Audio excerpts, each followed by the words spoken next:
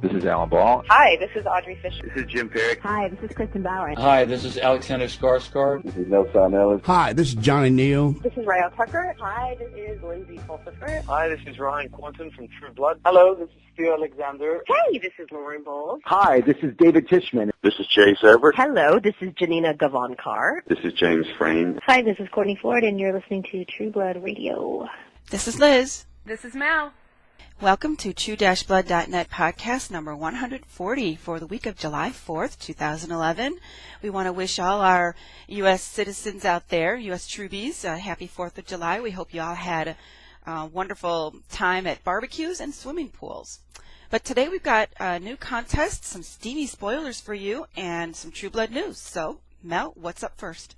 Well, we want to congratulate the winners of our True Blood Beverage Mega Prize Pack giveaway. We had more than 900 entries for that one, donated by FMCG Manufacturing. That's amazing. You guys really wanted this one. We had 5 winners. They've all been notified, and congratulations again to them. Our current giveaway, which launched last Friday, is one you guys are not going to want to miss. Oh, my gosh. Compart Chocolatier, the Chocolatier to the stars, has created a True Blood inspired confection. It's the Bloody Orange Truffle. They're decorated with bloody fangs, and they're filled with a blood orange puree and their signature smooth organic chocolate ganache. Oh my gosh, to die for! We're giving away 1 box of these treats along with a signed copy of Dead Reckoning. Charlene Harris signed this. The contest ends at 11:59 p.m. on Thursday, July 17th, so there's plenty of time to enter. There's going to be some stiff competition for this one, I think. Chocolate and a good book? Oh, yeah. All it needs is a glass of wine, and I'm there. Mm-hmm. Well, Charlene Harris tweeted her reactions to She's Not There last week, and some of them are definitely worth repeating. Things like Ryan Quanton plus uniform equals happiness, Fiona Shaw equals greatness, and that's the way I make my eggs too, reflected the author's delight with the premiere. And it was obvious that she was enjoying it as much as we were. Yes, she was, and it was really cool that they did that. I hope that maybe they get to do that more often. I don't know. Well, we introduced a new feature on True-Blood.net spotlighting the Truebie of the Week. Mad Dog had the honor of being our first Truebie in the spotlight, and for all of you who spent a couple of days with us on that Digging Deeper interactive puzzle and finding all 60 clues on the HBO website, Mad Dog took the time to list the locations of all the clues for us. Not the answers. We had to find the answers ourselves, but he gave us the timestamp of where they all were. He's an engine nerd, he calls himself. He's in Orange County, California, and he blames his wife for his True Blood obsession. His favorite characters on the show are Jessica, Eric, Pam, Russell, Franklin, and Lafayette. A list I can get behind. To get to know more about Mad Dog, head over to True-Blood.net and look in the news column. It looks like Joe Manganiello will be moonlighting on the USA's hit series White Collar during their winter run, White Collar's winter run, and Joe's hiatus from True Blood. He'll appear as an ex-con who moves in across the street from FBI agent Peter Burke. This will be a multi-episode arc, but fear not, Truebies, Joe will be back howling at the moon on True Blood for the 5th season, which we know is coming but hasn't really been officially announced by HBO. So we're pretty excited. We're White Collar fans, and the idea of an ex-con moving across the street from Peter Burke is definitely food for some pretty good episodes. Agreed. And I cannot wait to see Joe and Matt Bomer working together. They went to school together, and Joe was on Twitter saying how excited he was that he got to work with Matt. Well, the Teen Choice Awards have announced their nominations chosen by teens, and the telecast airs on August 7th, and in the meantime, you can help Anna Paquin. She's been nominated for Choice TV Actress in the Fantasy Sci-Fi category. Go to www.teenchoiceawards.com to vote. This is only open to, you guessed it, teenagers. So get any teens that you know to log on and vote for Anna. We've got a new video released by HBO spotlighting the rest of the season, but don't blink or you're going to miss it because it goes really, really fast. And there's some pretty intense things happening, including a burning, a visit from a favorite past character, Alcide hotness, and crocodiles. So check that out under videos column at True-Blood.net. And speaking of updates to the site, we've got a new little section for you on the podcast this week where we'll be highlighting some of the things that we have on the site that maybe you missed. We have Billy Doo's recap. She's back. She's recapping season 4. She recapped You Smell Like Dinner. You can find that under the news column at True-Blood.net. And, of course, our Friday Fives have returned in full force. This week we're featuring best quotes from She's Not There. Go on and take a look at our 5 favorites and add your own. The fashion Q&A is back. True Blood costume designer Audrey Fisher answers your fashion questions. We spotlighted fashion items or wardrobe items from She's Not There this week, featuring Nan, Suki, and Pam. All women who dress well. And don't forget to check out the new merchandise in the HBO shop. They've got new Fantasia t-shirts, laptop skins, and bar stool covers for you to decorate your place in True Blood style. And I think they're running a special 20% off at the moment. And they're always running specials, so head on over. Well, it's summertime. It's time to relax with a good book, and Audible is offering True Blood Radio viewers a free audiobook download with a free 14-day trial to give you a chance to check out their service. To download your freebie, go to audibletrial.com/trueblood, where you can find all 11 Suki Stackhouse books available in audiobook format, plus hundreds of other titles. Again, that's audibletrial.com/trueblood for your free audiobook. Well, we're going to head into the episode discussion portion of our podcast. We know you all love to hear us talk about what we thought of the episode so that you can add your comments. So we're going to start out. We're going to be talking about You Smell Like Dinner. And Mel, what'd you think? Even better than the premiere. Oh my gosh. I liked the premiere. It was the best premiere they've had so far. Episode 2 was better. I agree. I agree. So much happened in this one. Let's start off with Suki. She is not happy that Eric has bought her house and feels that he's also bought her. If I had one thing that kind of niggled at me a little bit was that in this episode, it didn't seem to me as though Suki was, if I were her, I'd be really, really angry that he did that. And regardless of his motives, the fact that he bought her house was enough, and I can excuse that, but to feel that he has ownership of her now, I'm sorry, I'm having a real hard time with this, and I kind of feel like I wish that I could have seen Suki push a little more at Eric for that. She did, I mean, and it was pretty funny. She was upset, clearly, but I just kind of think that I don't know, I just really felt like she could have pushed a little harder and, just made him really understand, look, this is not cool with me. But if you think about it, she already understands, thanks to Bill, the vampire reasoning between belonging, that she needs to belong to someone. She's already been through that with Bill.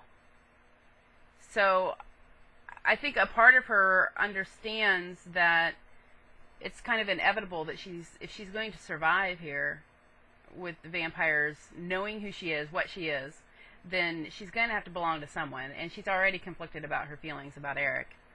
And then on top of that, she and Bill are no more. She doesn't belong to Bill anymore.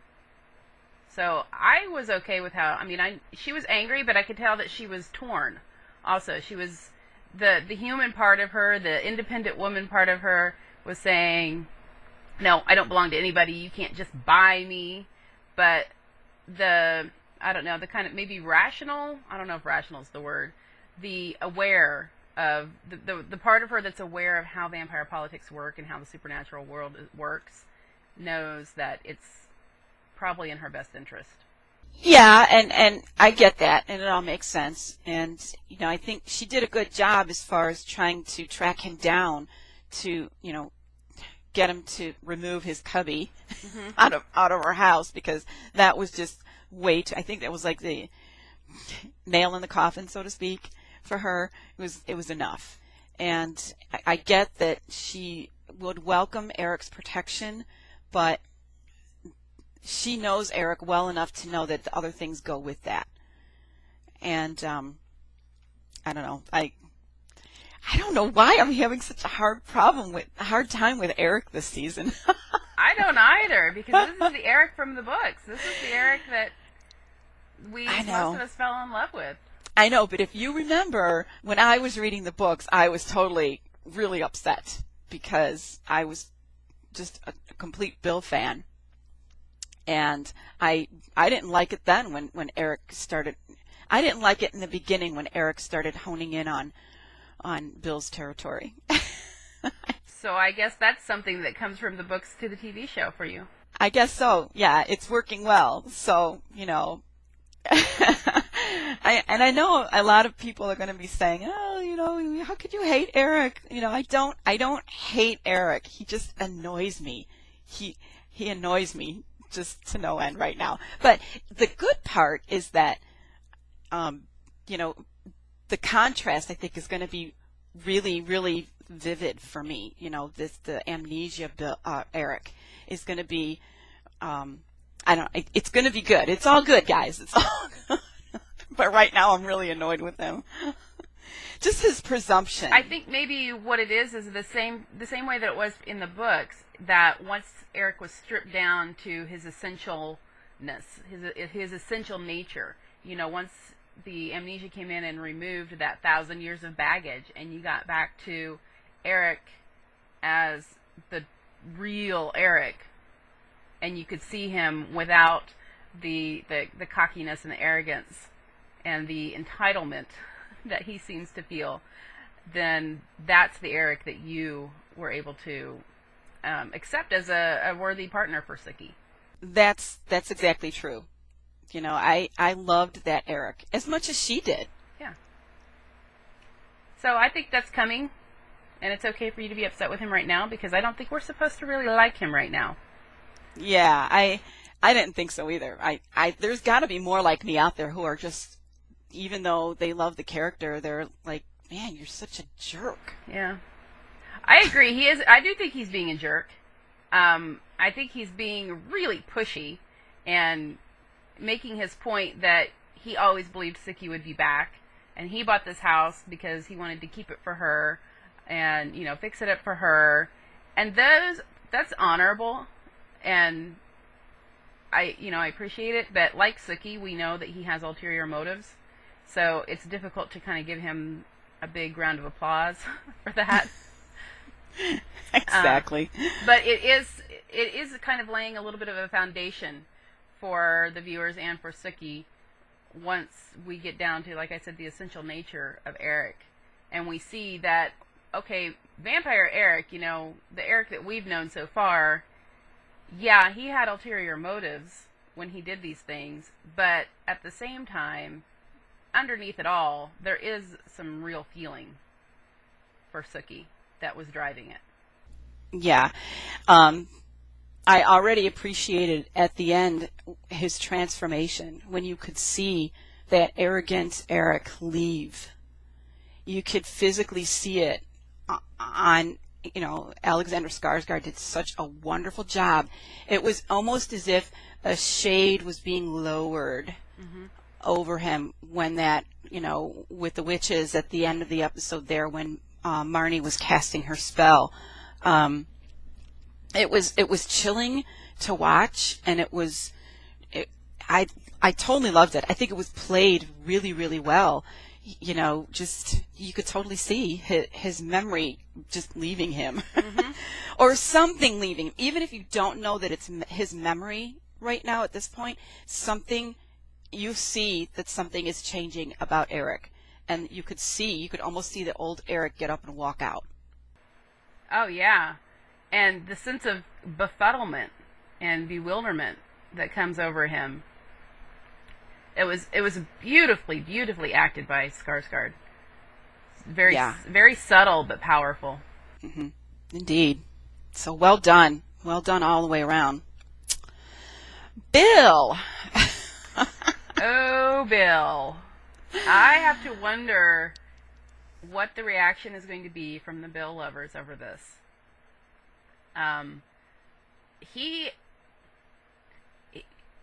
Stephen Moyer, in some of the interviews leading up to season 4, was kind of doing a little wink, wink, nudge, nudge. Bill's enjoying his bachelorhood.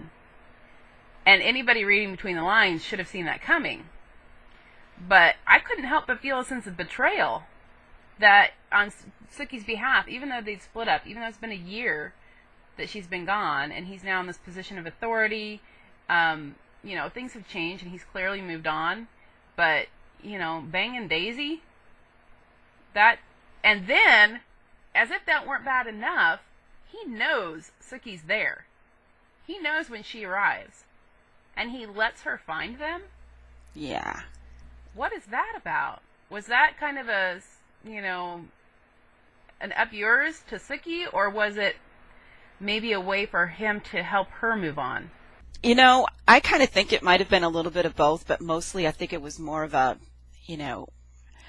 I think it might have been, is this going to get enough of a reaction out of her that I'll see her jealousy and maybe we can patch this up or whatever in his twisted way. I know it sounds weird, but I'm thinking of in the book when they had split up. They had had a big fight. They had split up and they went to a football game, Bond's home football game.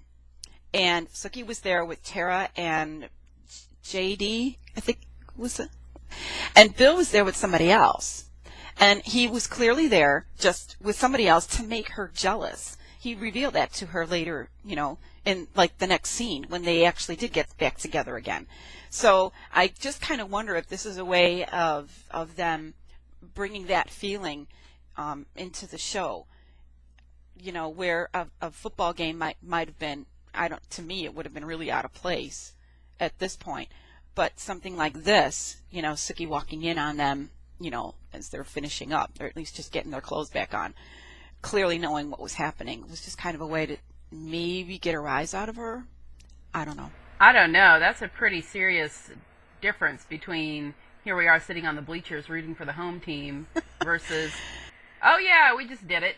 Now, I agree. Talk about? I agree, but this is True Blood. Things on the show are more intense, way more intense than what's been put across in the books. So there's freedom to do that. That's my take on it. Or, Bill was just being a total jerk.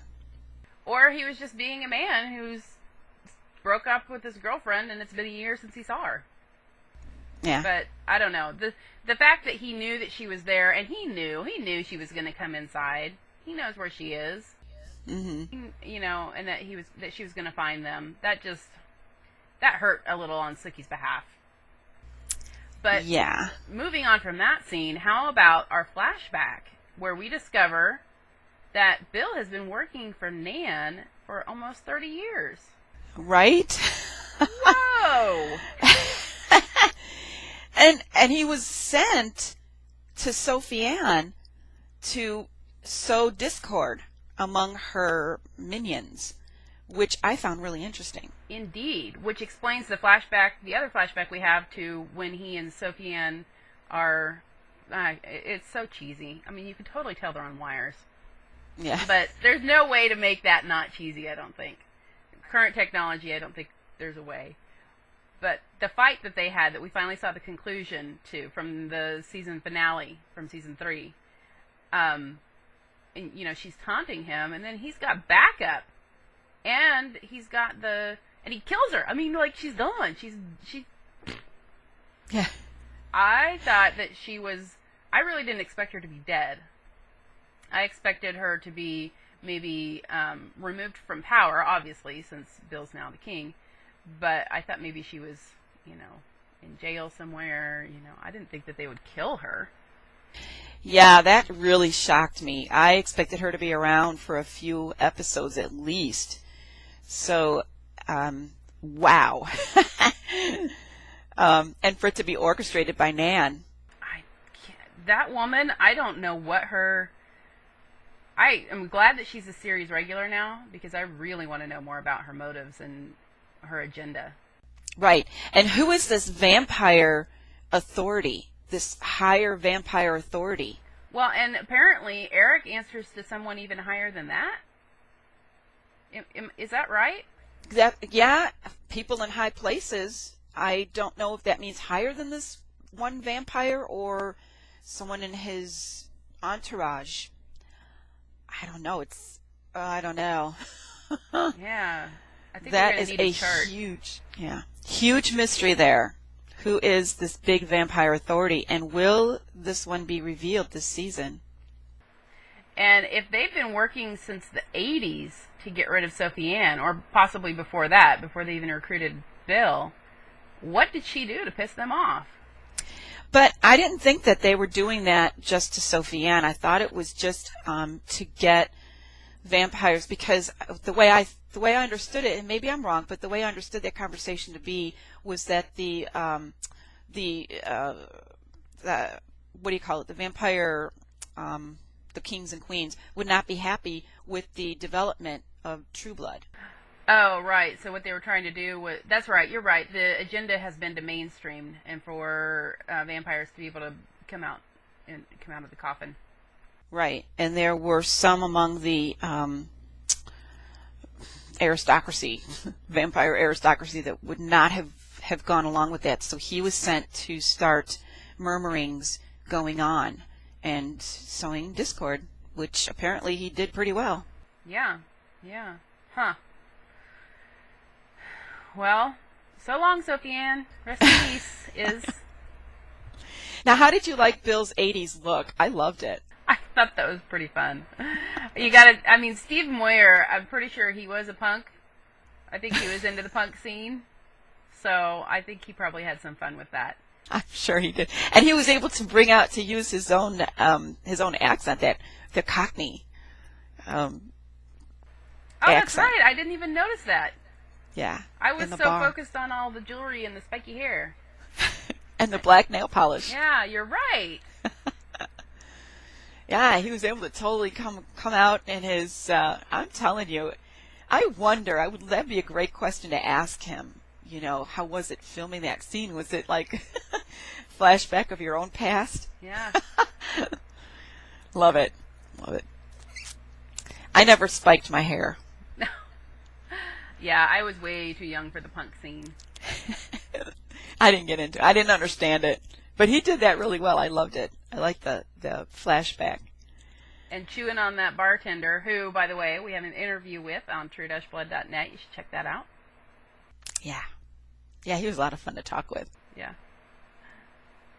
So, okay, well, moving on. I think we can move on to Tara. Tara comes back and checks in with Sookie for the first time since she's returned to Bon Temps. Tara, here's this new Tara again coming through, where she would have railed at Sookie for even thinking that she might be hooking up with Eric now. Mm-hmm. Instead, she's like, hey, I'm not judging you. She's this calm, cool, laid back, whatevs. Sook, you're still my best friend. Let's have some ice cream. Yeah, I loved their reunion. It was so sweet. Mm-hmm.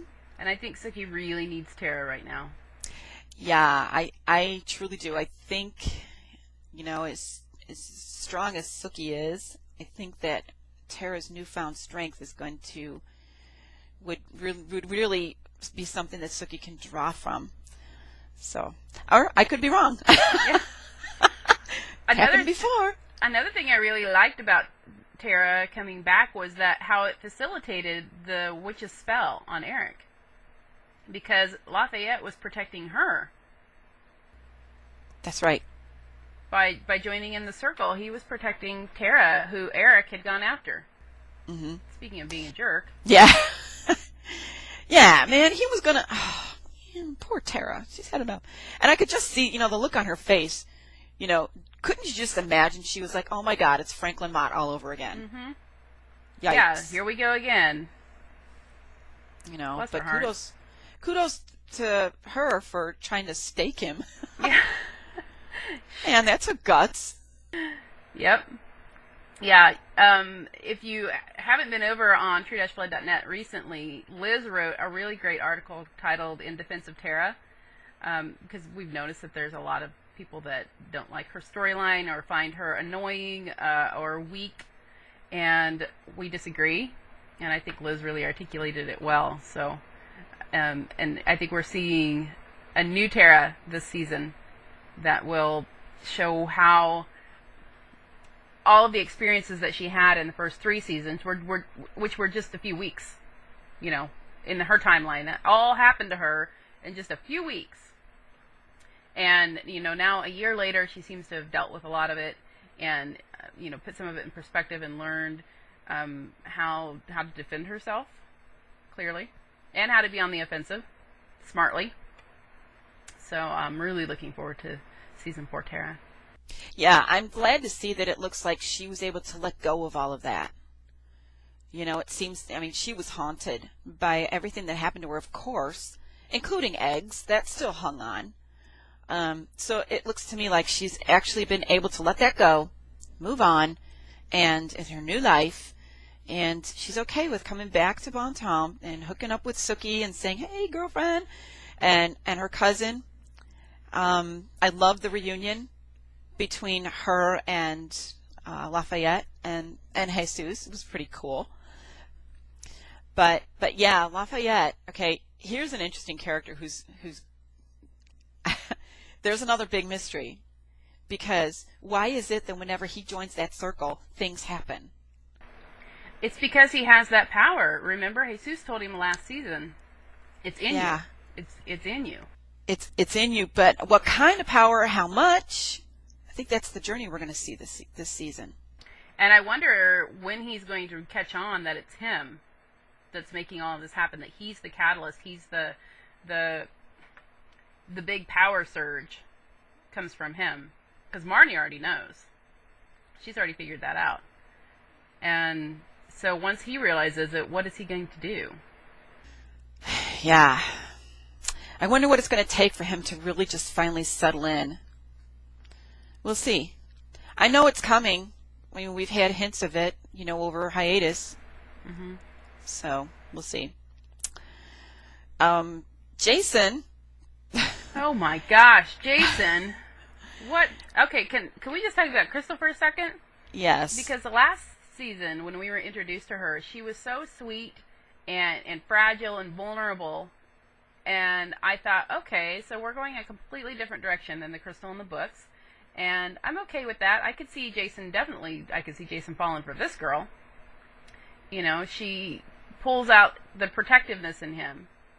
And maybe she'll help him grow up, which she did, but not the way that we expected. By the end of the season, there was a little bit of loopiness going on with her claiming that Jason raped her in order to save herself from Felton's anger, and then, all this hotshot stuff's going on. And now, that girl is crazy. She is nuts. Yeah, I think she's, I don't know, too much of a product of all that inbreeding. She's wacko. Plus, she's juiced up on V, which doesn't help. But yeah, so so we find out, everything comes out about the reason why they've got Jason there. They want to make panther babies, and she can't do it with Felton because he shoots blanks. Sorry, I thought that was funny. That was hilarious. And he wasn't too happy about that. His male ego was titched a bit. And then they both turn into panthers and start feeding on Jason. Ouch! Gross! Gross. Ow. Oh, that's a nightmare right there. You can't escape, and there are two panthers chewing on you. Yeah. Obviously they're not going to kill him, because they're trying to just turn him. But, that was a creepy, creepy scene. That was. Speaking of creepy, how about Timbo licking his head wound? Ew! Ew, yeah, that grossed me out. The poor kid, and he was going to let him go, too. I know. Timbo's got a good heart. Yeah. They're just kids. And Jason was good to them, like he said. He was real good to them. So, but Hotshot, it's kind of a different planet altogether. The sky's not the same color over there, let's just say. No, it is not.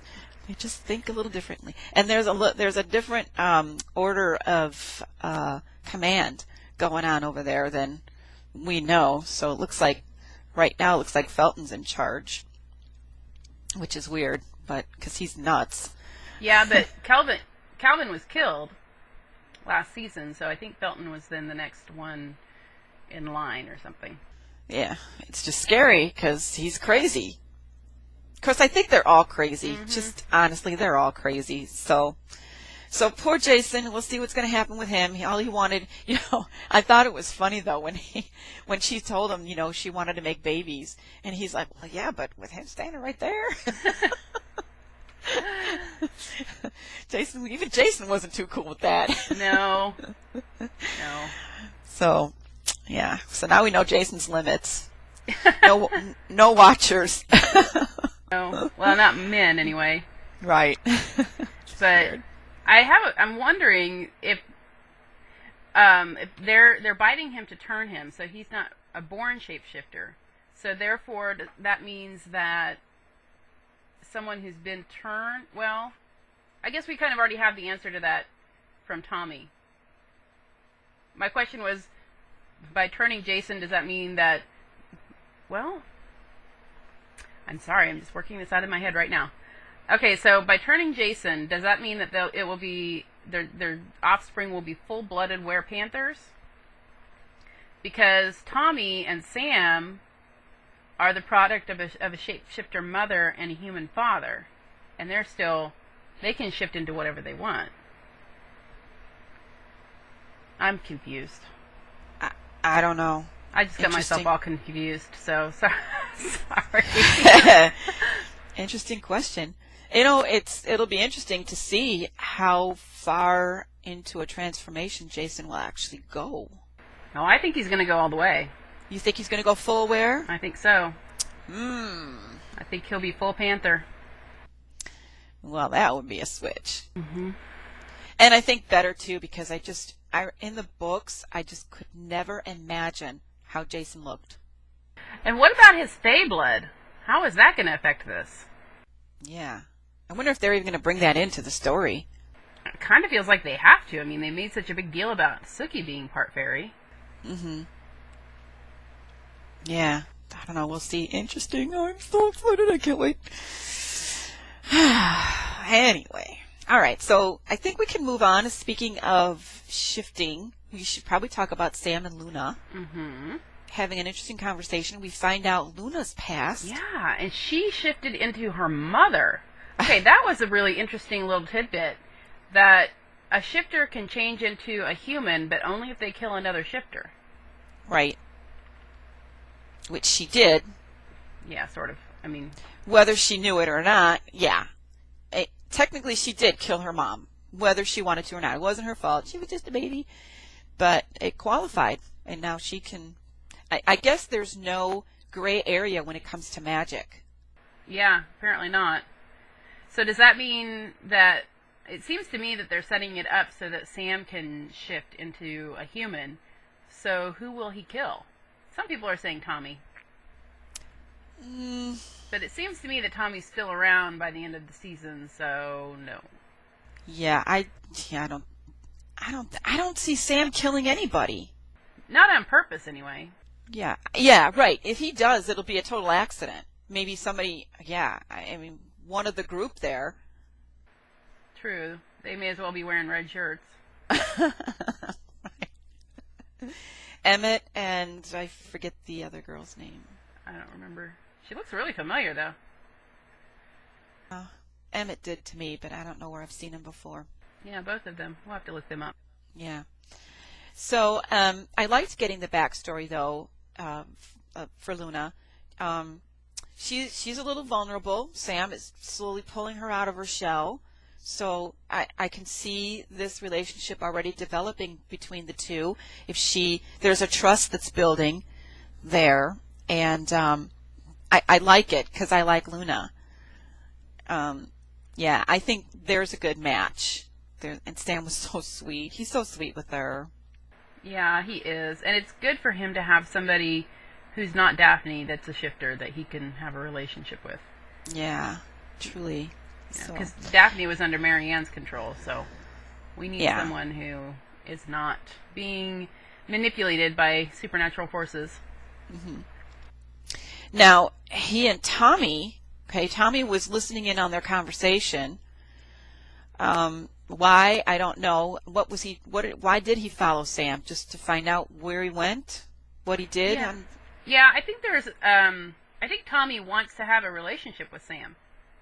And he picked up that something was different about Sam, and so he wanted to know what was going on. And I think he's jealous that he's not invited to these, the shifter support group. Yeah. I think Tommy sees this as yet another rejection. True. I feel bad for Tommy. I know there's people out there who are like, oh, he's such a waste of time. He's such a jerk. Just kill him off and be done with it. He's going to be a next. I was going to say, he's your next in defense of. Yeah, he's on my list because here's a kid. I adore him. I do. And I hope only good thing. I don't trust him because we haven't seen any reason to trust him yet. So Sam is right in not trusting him. However, Tommy has never learned, he's never known, and you've mentioned this a number of times, he has never ever learned to trust anybody. So he doesn't trust Sam either. So I liked the conversation between the two where Tommy said, well, then where do we start? That's a good question. When you don't trust someone, where do you start? Where do you learn that at this stage of the game? So it's got to begin somewhere. I really liked that. I appreciated that. And I hope that they do find a place to start and build, because I think the two of them together, I think that's a really interesting dynamic. And I think Sam needs Tommy, too. Yeah. He needs a family. He needs family, And I liked when you saw the two of them in their bird form. Mm-hmm. I don't know. To me, it was a little symbolic of what could be. Mm-hmm. Instead of one chasing the other for a fight, in the air, it could be the two of them teaming up as brothers. Yeah. Or out for a run as horses like the rest of the shifters did. Right. Yeah. Right. So, loved it. Loved the horses. Mm-hmm. All right. Well, Jessica. Oh, Jessica. So young. Getting in so much trouble. Yeah. Bless her heart. And her and Hoyt are having issues. Hoyt made a big mistake by calling her blood that shit. Yeah. It totally made her feel. She may have overreacted a little bit, but I get where she was coming from. Well, she's only 18. Yeah. When you were 18, did you take everything rationally and calmly? No. No. Yeah. No. So, I think it took Hoyt by surprise. But it kind of bothered me that he didn't do too much to calm her down at that point. He was just like, yeah, "Fine, just go. Here's the keys. Go." So. Well, he'd been beat up. He's in pain, and she's being. Let's face it, she's being a little bitchy. Yeah, well, she is. It can't always be about Jessica. Sometimes it needs to be about Hoyt. Yeah. I know. The scene started out so sweet, too, and then it just kind of fell apart, which I wonder if that's the theme of their relationship this year as they're trying to work things out. Things start out good, and then they just fall apart. So, I don't know. So she ends up at Fantasia. She's got this rebellious Jessica has come out to play, and she picks a victim. Mm-hmm. And she's in the bathroom, and then Sookie walks in. Yeah. Now, go ahead. No, I was just, yeah. Here comes Sookie, and Jessica's got to get all defensive, and I thought it was interesting that she threw that "you're not my mother" kind of line at her. Yes. I didn't like you when you were dating Bill, and I don't like you now. Yeah. Which was all, defiance, because when she first heard Sookie's voice, she was like, oh, man, crap. And she's trying to hide what she was doing from her. So, her knee-jerk reaction was, Sookie's not going to like this. She's going to be so unhappy with me, and she wants to hide it from her. But then when she comes out, she's all defiant. She knows that she's not doing something right, because Sookie's first question is, does Hoyt know you're doing this? So now I think Jessica was covering up her guilt with her her, attack at Sookie. Don't judge me. You've got nothing to stand on. And how Bill hurt so badly after you just disappeared, and you reject him and then disappear, and he went through hell because of you. So she lets out her anger, defends her father, but it's all she's really underneath all of that. She's feeling guilty because she knows what she's doing is wrong. This is really reminding me of a daughter whose parents have split up, and she's trying to figure out how to handle it. Because, Sookie disappeared for her too. They were getting along. Sookie was helping her. When Bill was gone, Jessica went to Sookie for comfort and support. And then Sookie just disappears. They break up. Bill and Sookie break up. Sookie disappears. And the child has no idea what's going on. Yeah. Good. That's good. That's good, and it's true. I like that. Ooh, very good. Mm-hmm. So, of course, she's acting out, and she's trying to handle this adult relationship with Hoyt, her first adult relationship, her first relationship of any kind with a boy, and being a vampire, and having her parents split up. I mean, yeah. She's got a lot on her plate. I still think she's making mistakes, but yeah. It's a little more understandable when you put it in that perspective. Yeah, well, and we hope that she learns from them, that something turns around here. So I like it. We'll see what the fallout from that's going to be, hopefully. Okay, we get Pam. Pam. Pam being Pam.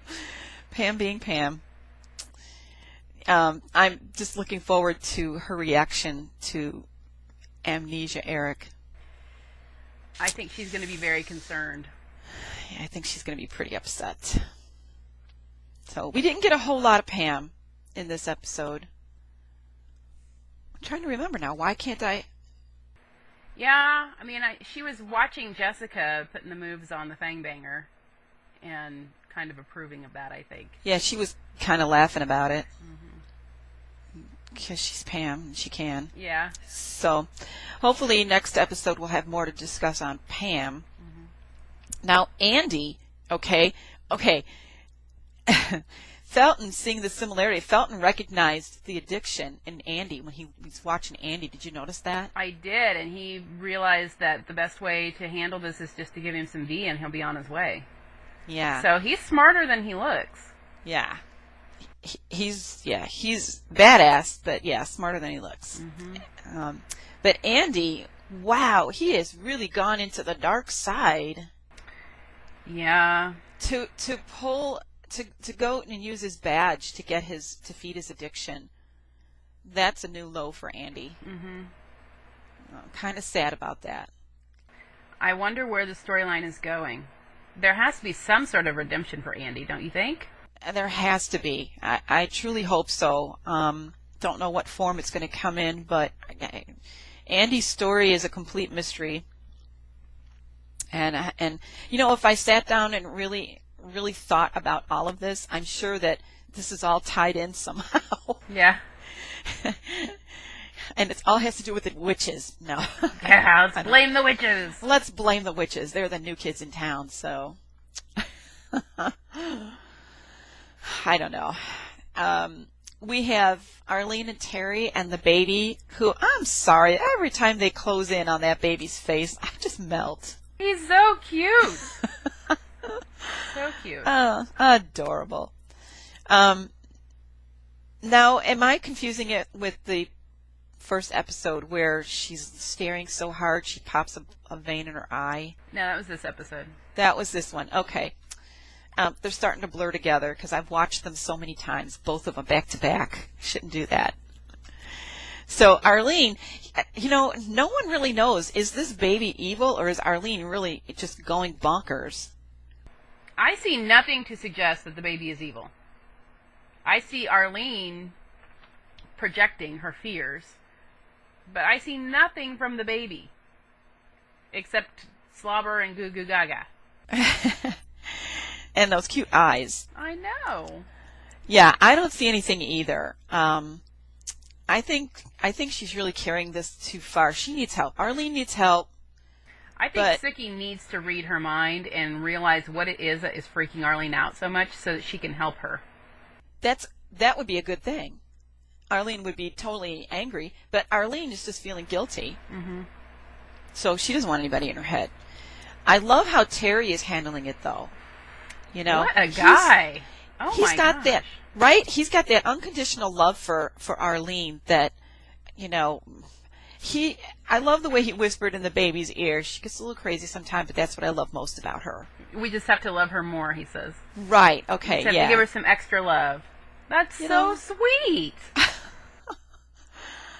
What's not to love about Terry? I'm sorry. And you know, I'm really tickled that there's a baby on True Blood. There's a baby. I mean, I never would have expected that. It's kind of scary. But it just kind of opens up some plot lines that wouldn't have been possible otherwise. So, like seeing Terry carrying the baby around and the little baby Bjorn, on his chest. That sounds cute. It was cute. He's so into the dad thing. He is. Which, this being True Blood, I'm concerned about that. I think he's in for a disappointment. Yeah.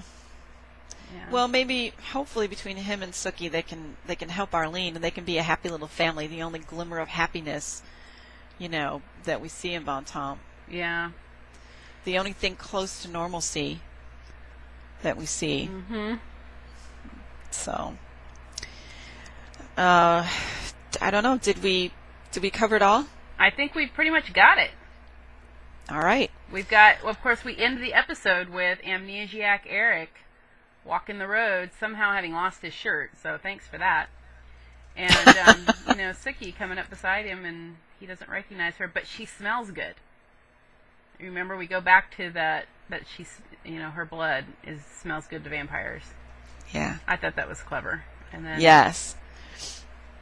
Yep. Yeah, I'm looking forward to seeing this Eric, particularly. I think it's also a good way for them to explore some of what it means to be a vampire. Because here we're going to have Eric, who is a vampire, but doesn't know it. And he doesn't know what that means. And so Sookie, I assume, is going to have to teach him. She's going to have to tell him. And yeah. You've done really bad things, Eric. Mm-hmm. Well, just what all the rules are. Kind of, it'll give the viewer sort of a Cliff's Notes, too. True. That's going to be good. That is going to be good. It'll be fun, too. Oh, one more thing. As Marnie was casting the spell, her face was switching back and forth. Yes, it was. So we saw our first glimpse of Hallow. That's right. Who I thought was going to be a real person. Well, Hallow is a real person, but I don't know that we'll be seeing that person in physical form that much. I don't know how much to say there, because A, we're not in the spoiler section, and B, I don't think we're supposed to know this yet. Oops. All right. I was guessing. I don't know. Yeah. It was somebody else. It was clear that something else was superimposed over Marnie. Mm-hmm. And don't think that had happened before, so is that because Lafayette's part of the circle? Yeah. Yeah. He opened... Ooh. Yeah, he brings enough power to attract Hallow. Now, wouldn't it be interesting if Lafayette's family history, traces back to Hallow? That could be. I'm not sure that it does, but it could be. Be interesting. Yet to be revealed as the season rolls on. So, Well, we're going to roll into our other new feature in our podcast. We're calling this one Ring Ring Hookah, and we're going to tell you our favorite quote from the episode. Mine was when Sookie said to Eric, "Do you think my legs are going to magically open for you?" That's the snarky Sookie that we love. Yes. And that was in your face, Eric. You think that just because you own the keys to my house, that you own me, and that this is going to magically buy you a way into my bed. Screw you. My favorite quote is also from Sookie, referring to Eric, when she says, "Motherfucker, he built a cubby in my house." Love it. Welcome back, Sookie. What a nice cubby that was, too. I know, man. That was blinged out. This is not laying in the dirt under the floorboards anymore. No. I wonder what Bill's new cubby looks like since his house has been renovated. Yeah. Which, by the way, is absolutely stunning.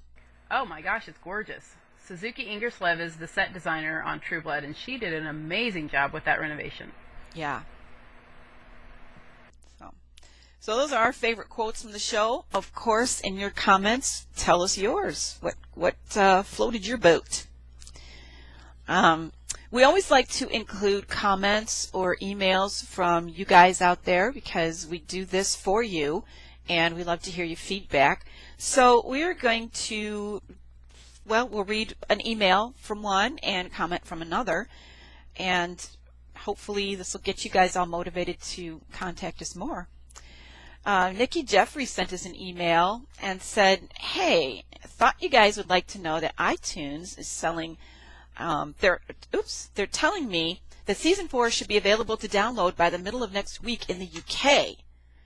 It's taken many emails to get an answer out of them, but anyone who wants to add Season 4 can request it on the link, which we'll post it for you guys later. Just hot off the press, so we didn't get a chance to. But it's www.apple.com/feedback/itunes.html. So we'll get that up for you guys, and so you guys have a place to download. Whoever can download it will be able to, from iTunes, be able to watch it in the UK. Woohoo! We have a comment from Lindsay Binway on last week's podcast, and she says, "Hey ladies, I just had to add to the speculation of the season previews where you talked about Bill trying to execute Eric. Bill is not a nice guy. I think he tries to execute him to stop the Eric-Sookie relationship from going any further. He has been envious of Eric since Sookie first saw him at Fantasia, even though she had no interest. I think he is going to use his position of power to try and out the competition. We know he's not above it since he already tried to get rid of him last season. In a Comic-Con related inquiry, the True Blood panel is that Friday. Do you know the time slot for it yet? Hope to catch you there. Love what you do. Linz." Answering the last part first, they haven't announced the time yet, but we will, of course, post that as soon as it's official. We expect that to be sometime this week. The full schedule for Comic-Con usually comes out about 2 weeks prior, after the 4th of July holiday and about 2 weeks before Comic-Con actually starts. So we'll have that posted just as soon as it's available. Now, as far as Bill's motives for seemingly executing Eric, I think it's a ploy to shore up Bill's authority, but I think something will happen where he doesn't go through with it, obviously. I mean, Eric's the main character. But I don't know that there might be a little tinge of jealousy coming through there, but I really think that it has more to do with the vampire politics than anything else. I agree. I think it's all show. People were mentioning, what Bill did to Eric with throwing him in the cement last season. I don't know. I kind of think that was a knee-jerk reaction from Bill. He was just pissed off. I think that's all that was. Right now, he's in more control, and I think it's all part of the political game. And Eric is at a point, he's at a point where he can be. He's vulnerable. Yeah. Mm-hmm. So. And we've already seen that Bill and Nan are playing a long game here. They've been working on getting rid of Sophie Ann for decades. In some capacity, she wasn't going to cooperate with mainstreaming, So they had to get rid of her. So, whatever is going on with amnesiac Eric, I think my guess is that it's some sort of a show of making peace with the witches. That would be my guess. It's a show of authority and maybe an appeasement for the witches. Because if Marnie was trying to kill him, and it didn't work. Yeah. That would be a good point. So I don't think it really has that much to do with Sookie. And Eric's not going to die, so fear not. No. And I don't think Bill's a bad guy. You can't judge him as though he's a human. He's a vampire. See, and I don't think that Bill is foolish enough to get rid of Eric because of the fact that even though he doesn't like Eric, he realizes the value in Eric. Eric is a powerful ally for him and the AVL. Right, exactly. And, that would just be foolishness. I don't think Bill is not stupid. No, he is not. He has proven that he is really astute when it comes to moving within the vampire politics and manipulating things to happen. So, that's my take on that. Nan made a good choice. Yep. All right, well, we're going to move into spoilers right now. If you don't want to be spoiled for the rest of the season, you don't want to know what's coming up, go ahead and turn us off, shut us down, and we will catch up with you next week. If you do want to be spoiled, we've got a couple of little things for you here. People have been wondering where Alcide has been and why we haven't seen him yet this season. The TV Guide says that he'll be back in episode 3, If You Love Me, Why Am I Dying? But he will be spoken for. So this news sparks a curious reaction from Sookie. Why? I am really, really curious what this means. Is this Debbie Pelt that he's with? I think it is. Well, that would certainly spark a curious reaction from Sookie. Indeed. Well, shower scene was the chant heading into season 4, and Alan Ball says there is a shower scene, but it's not a direct reenactment of the scene in the book. It goes to a slightly different place. I'm wondering if that means that instead of heading to the bed, perhaps they head to the cubby. Don't know. Interesting. Because in the preview for season 3, there was a preview released apparently only for Comcast On Demand subscribers. I'm not really sure. We thought it was for all On Demand, but it seems to be just them. But they showed 3 scenes from episode 3, and in one of them it's confirmed that Eric is in fact staying with Sookie after the witches erased his memory. Pam finds him there and warns Sookie that the witches are after Eric and that Sookie needs to keep him safe, which is when we get that line, "Great, now I have to deal with witches?" that we saw in the previews leading up to this season. And suffering from amnesia, Eric is surprised when his fangs pop and he's unable to control himself. He's hungry. He feeds on someone close to Sookie with dire results. And then they spend some time in close quarters where she tries to explain how things work between vampires and humans, prompting a conversation about who owns the house and who Sookie belongs to. It's pretty cute. Amnesiac Eric is pretty adorable, even when he's accidentally feeding on people he shouldn't. Yeah, I think he's going to draw sympathy. I think so. Well, he'll draw sympathy from me, I guess. And I think that this Eric is going to win people over because, Skarsgård's doing an amazing job. I'm really, really impressed with what I've seen of him so far this season. And we were fans anyway, so this is a whole new level that we're getting from him. Yeah. So, we knew it was going to be a good season. Yep. It's starting out with the bang, the first 2 episodes, and the third one looks like it's going to be even better. So, well, that's our show for this week. Be sure to stop by True-Blood.net for the latest True Blood news, spoilers, and more during the week. You can follow us on Twitter at True-Blood.net. We want to thank you all for watching. We also want to thank our editor, Hunter, for joining us this week, and for those of you who wrote in and questions and comments that we answered. You can subscribe to True Blood Radio on iTunes at the URL showing on your screen. Don't forget to send in your comments or questions to webmaster@true-blood.net. We'll see you next week. Bye, Trubies.